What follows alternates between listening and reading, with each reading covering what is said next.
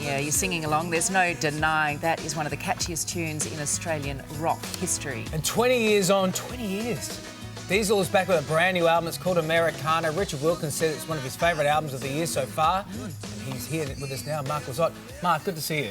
Thanks for having me. Buddy, look, let's just do a little bit of retrospective. Some people are still, probably discovering you now because it's so good, but they may not know that Jane discovered you when you were, what, 18, 19? I think I was 19, maybe 20. But I'd actually, see, the story goes, I'd actually been in the studio already with Jimmy. Right. I was sleeping on Brent's couch, you Right. see. Brent Eccles was playing drums that day, and he became our manager.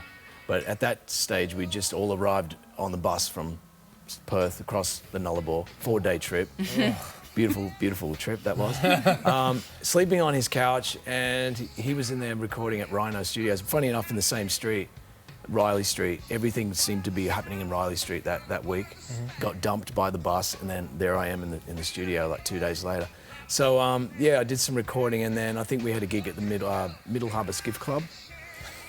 That's gone now. That's not around anymore. On a Tuesday night. We started with 9 shows a week. My agent, who is still my agent 27 years later. Grace. That was his idea, to do 9 shows, more shows than there were days in the week.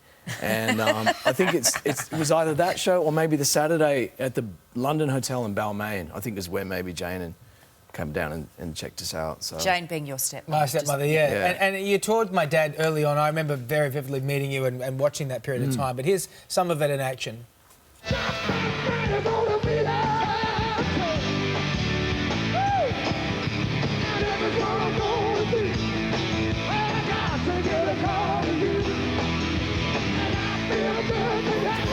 Yeah, absolutely. Oh no, that actually might be Yak there. Yeah, it might be Yak on the drums, but there's a lot of hair going on in both of you. Still have the guitar, I'm happy to say. That's actually, Jimmy gave me that guitar about probably a week after rehearsals. So what was it like? What was it like being on the road with Jimmy Barnes? Put you through paces? It was a great thing for me because, I mean, I love playing, obviously, but to be able to play our set and then do a whole nother 2 hours of Jimmy, it was like total boot camp, My calluses got like about this thick on my fingers and my vocal cords. Yeah. And yeah, it was just like, I can't think of anything better than playing about probably what was close to 3.5 hours a day on average. More the better. It's a great education. Great. When you look at watching Jimmy, like give 100 and nothing less than 110% every night, it's sort of and he's became the benchmark. Sounding better than ever now too. Yeah, I mean that's someone that they say that you keep singing and it just keeps improving. That's definitely the case with Jimmy. This new album is a real personal one. It looks like for me. You've got your parents on the front cover. You're doing all of your favourite songs from that period.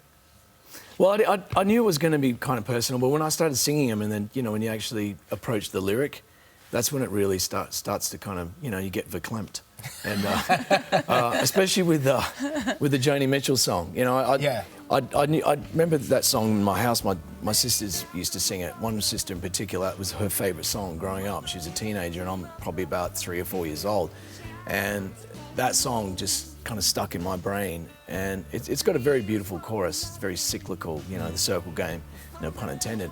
But when you dissect the lyrics, it's a young Joni Mitchell, I guess in her early 20s, writing about a boy coming into manhood, the whole circle of life, the loss of innocence, everything, the whole life story of someone.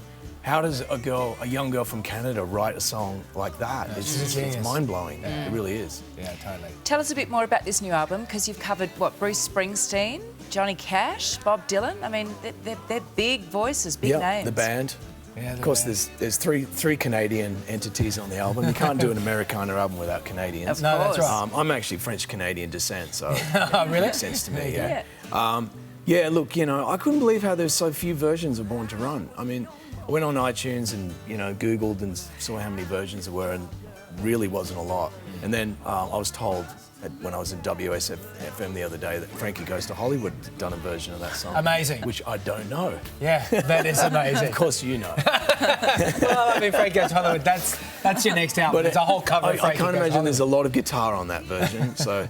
My version is the opposite. I just thought I'd see how far I could push just doing it almost like if The Edge approach doing it, Yeah. and just see how much texture and how much weight you can give it with just an electric guitar. Well, man, you have the edge in this country. The Diesel's new album, Americana, is out now. You can catch him on tour 'cause he's always touring, but they're always worthwhile going to see. Kicking off September, head to dieselmusic.com.au, and Jesse, your son, did the photo there too. Yeah, nice work. Talented. Lovely to meet you.